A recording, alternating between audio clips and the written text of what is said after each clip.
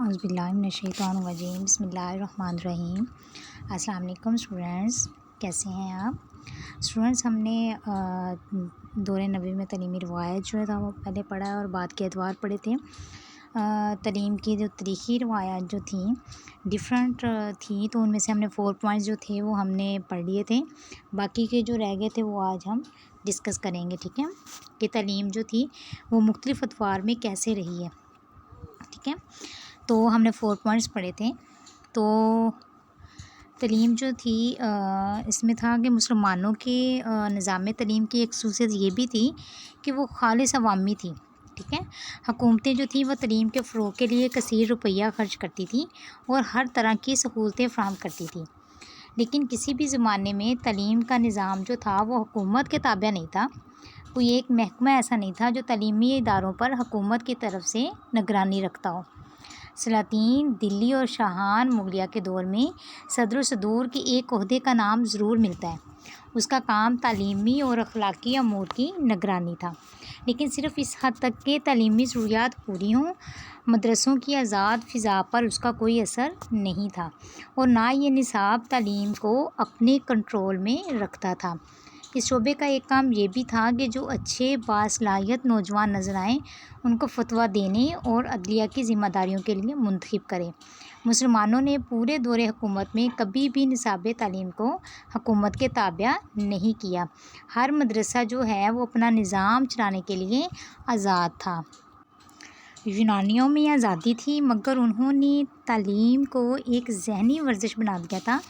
چین میں تعلیم پر خاندان اور حکومت دونوں کی گرفت جو تھی وہ بہت مضبوط تھی۔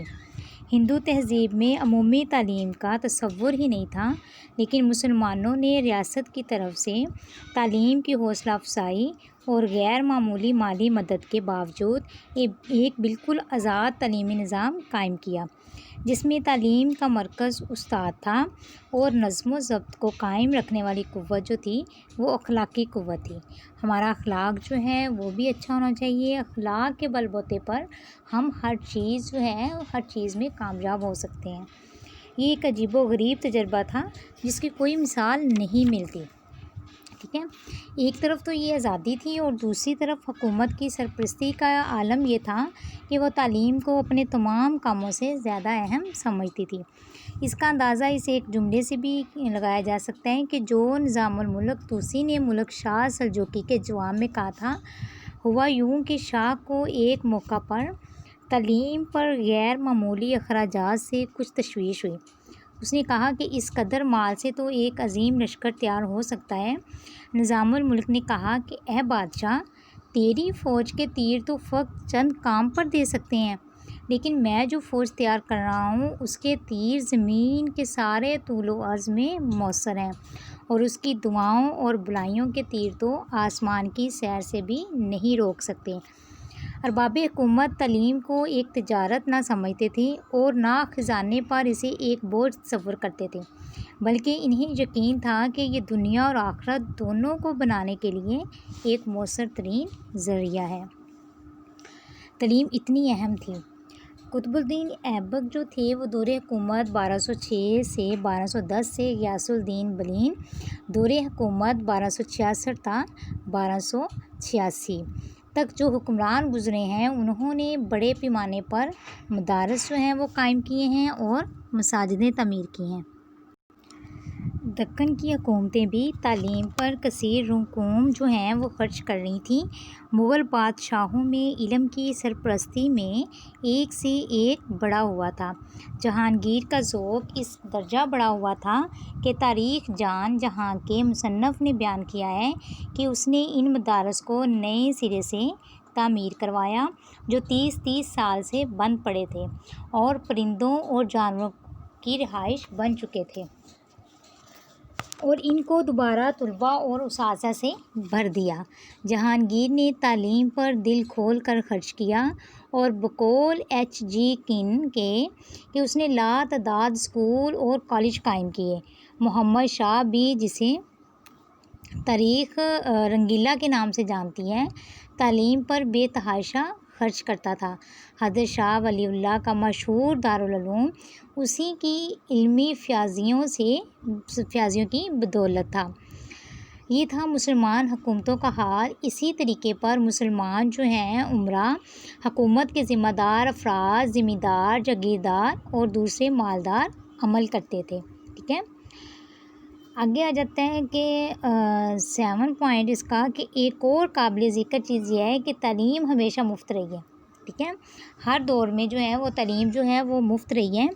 پاک و ہند کے نظام تعلیم میں نہ صرف یہ کہ تعلیم مفت تھی بلکہ طلباء کے لباس، رہائش اور خوراک کا بھی پورا انتظام کیا جاتا تھا، اور جیب خرچ کے لیے غریب طلباء کو سرکاری ذریعے سے اور عمرہ کی طرف سے وظیفے دیے جاتے تھے۔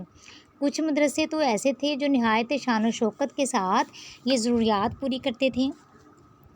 مدرسوں اور مساجد میں بڑی تعداد میں کمرے بھی ہوتے تھے جو طالب علموں کی رہائش کے کام آتے تھے۔ ٹھیک ہے، آگے آ جاتے ہیں کہ اس نظام کی ایک اور خصوصیت استاد اور شاگرد کا قلبی تعلق تھا۔ ویری امپورٹنٹ ٹاپک کہ اس نظام کی ایک اور خصوصیت استاد اور شاگرد کا قلبی تعلق تھا۔ ٹھیک ہے، تعلیم کا مرکز استاد تھے اور شاگرد کی حیثیت تعلیم و تربیت حاصل کرنے والے کی تھی۔ ٹھیک ہے، شاگرد بھی جو تھے، اسٹوڈنٹس تھے، وہ بڑے رسپیکٹ کرتے تھے ٹیچرز کی، اور وہ تعلیم حاصل کرنے والے تھے۔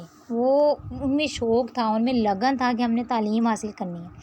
اب یہاں آپ لوگوں کو ایک اسائنمنٹ دے دی جائے تو وہ بھی آپ لوگ ایک ہفتے کے بعد بھی اپنی پرابلمس جو ہیں وہ بتا رہے ہوتے ہیں، ٹیچر ہمیں یہ پرابلم تھی، ٹیچر ہمیں وہ پرابلم تھی، ٹیچر ہم نے یہ نہیں کر سکے، مطلب کہ ہزار بہانے آپ لوگوں کے پاس ہوتے ہیں۔ اور وہ جو اسٹوڈنٹس تھے وہ پڑھنے والے اسٹوڈنٹس تھے، وہ پڑھتے تھے، پڑھتے تو آپ بھی ہیں لیکن کام لیٹ سے کرتے ہیں، ٹائم سے نہیں کرتے۔ اساتذہ کا کردار جو ہے وہ مثالی ہوتا تھا۔ ان کے اثار اور قربانی اور اخلاص اور تعلیمی شوق کا حال پڑھ کر حیرانی ہوتی ہے کہ اسلام کیسے کیسے نمونے تیار کر سکتا ہے اور کتنی کثیر تعداد میں کر سکتا ہے۔ اساتذہ کا تعلق جو ہے وہ اپنے شاگردوں کے ساتھ کیسا تھا، اس کا اندازہ مشہور مدرس حکیم علی گیلانی کے بارے میں تذکرہ علماء ہند کے اس فقرے سے کر سکتے ہیں کہ ہمیشہ طلباء کو درس دیتے اور ان کے بغیر کھانا نہیں کھاتے تھے۔ اپنے طلباء کا ان کو اتنا خیال تھا کہ اس کا اندازہ اس سے کر سکتے ہیں کہ جب ملک علماء مولانا عبدالعلی بحر العلوم کو منشی صدر الدین نے باہر آنے کی تکلیف دی اور بھاری تنخواہ کی پیشکش کی تو مولانا نے معذرت کی کہ میرے ساتھ 100 طلباء ہیں، جب تک ان کے قیام اور طعام کا انتظام نہ ہو میں نہیں آ سکتا۔ اب اہمیت دیکھیں استاد اور شاگرد کے درمیان جو تعلق ہیں ان کو کیسے واضح وہ کر رہے ہیں کہ مختلف ادوار میں کیسے تھی۔ اب جیسے جیسے وہ ماڈرن جدید دور آتا جا رہا ہے ویسے ویسے آپ دیکھ لیں کہ کتنی رسپیکٹ بھی کم ہوتی جا رہی ہے۔ اب تک تو رسپیکٹ کرتے بھی نہیں ہیں۔ اب ٹیچر جو ہے وہ ایک ٹیچر کا حق بھی ہے کہ اس کا بچہ جو ہے وہ روحانی تربیت کرتا ہے، وہ ماں باپ کا درجہ ہوتا ہے۔ تو دیکھیں کہ اگر ٹیچر تھپڑ بھی لگا دے تو کس طرح وہ دشمنیاں نکالتے ہیں۔ آپ نے نیٹ پہ دیکھا ہوگا، نیوز پہ دیکھا ہوگا کہ کیسے استاد کے ساتھ دشمنیاں جو ہیں وہ مول لی ہوتی ہیں بچوں نے۔ تو وہ پہلے جیسی رسپیکٹ اور پہلے جیسا پیار، پہلے جیسا تعلق وہ استوار اب نہیں ہے۔ تو پھر طلباء کا بھی حال یہ تھا کہ اپنے اساتذہ سے بے حد محبت کرتے تھے اور سعادت مندی، روحانی مسرت اور قلبی وابستگی کی آخری حدوں کو چھو جاتے تھے۔ یہ مختلف ادوار میں تاریخی جو ہیں روایت جو ہیں تعلیم کی وہ بیان ہو رہی ہیں۔ آگے آ جاتے ہیں کہ اس نظام میں صرف استاد اور شاگرد میں قلبی تعلق ہی نہ تھا بلکہ استاد طلباء کے تزکیہ نفس اور ان کی اندرونی اصلاح کی فکر بھی کرتے تھے، اور انہیں ہر وقت یہ خیال لگا رہتا تھا کہ طلباء کا معیار علم جو ہے علم ہی بلند نہ ہو، ان کا معیار اخلاق بھی بلند ہو۔ ان کو یہ تھا کہ تعلیم کے ساتھ ساتھ وہ اچھے اخلاق کا بھی مظاہرہ کریں۔ اسٹوڈنٹس جو ہیں وہ جب بات کرتے ہیں ان میں شائستگی ہونی چاہیے، ان کا لہجہ جو ہے وہ سافٹ ہونا چاہیے، ان کی زبان میں نرمی ہونی چاہیے، ان کے اخلاق جو ہیں وہ بلند درجے پر فائز ہونے چاہیے۔ اور وہ اچھے انسان اور اچھے مسلمان بن کر نکلیں۔ اگر اس معاشرے میں تقویٰ، وعدے کو پورا کرنا، عصمت اور پاک دامنی، احسان اور قربانی، صلہ رحمی، اخلاق اور مروت اور ہمدردی اور اخوت کا دور دورہ تھا، تو اس کی وجہ یہی تھی کہ تعلیم ایک اخلاق بنانے والی قوت کا کردار جو ہے وہ ادا کرتی تھی۔ ٹھیک ہے، اب جو مختلف ادوار کے جو ہم نے مطالعے کیے ہیں، مطالعے سے یہ بھی معلوم ہوتا ہے کہ تعلیمی نظام میں ٹھہراؤ نہیں تھا۔ یہ نظام نئی پیدا ہونے والی ضرورتوں کو پورا کر رہا تھا، اور اس کا سب سے بڑا ثبوت یہ ہے کہ اس نظام کے تیار کردہ افراد محض خانقاہوں اور مدرسوں کی زینت نہیں تھے، بلکہ نظام حکومت کو بھی چلا رہے تھے اور حکمت اور دانش مندی کے ساتھ چلا رہے تھے۔ اگر درخت کو اس کے پھل سے پہچانا جاتا ہے تو اس نظام کو ان شخصیات سے پرکھا جا سکتا ہے جنہیں اس نے تیار کیا ہے اور جنہوں نے زندگی کے ہر شعبے میں نام پیدا کیا ہے۔ تعلیم حاصل کرنے کا مقصد یہ ہے کہ آپ تعلیم حاصل کریں اور اچھے انسان بنیں، کسی اچھی پوسٹ پر ہوں۔ بے شک اچھی پوسٹ پر آپ نہیں ہیں، لیکن آپ کا اخلاق جو ہے وہ بہت زیادہ اچھا ہو، آپ کی زبان اور اخلاق اور آپ کی شخصیت سے آپ پہچانے جائیں۔ ٹھیک ہے، تو آپ لوگ تعلیم حاصل کریں۔ تعلیم حاصل کرنا ہر مرد اور مسلمان پر فرض ہے، تو اس کا صحیح استعمال کریں اور تعلیم حاصل کریں۔ یہ تعلیم کے جو تھے مختلف ادوار تھے، یہ آپ نے 10 پوائنٹس جو ہیں اچھے سے یاد بھی کرنے ہیں اور اس کو سمجھنا بھی ہے۔ ٹھیک ہے بیٹا، اوکے، اللہ حافظ۔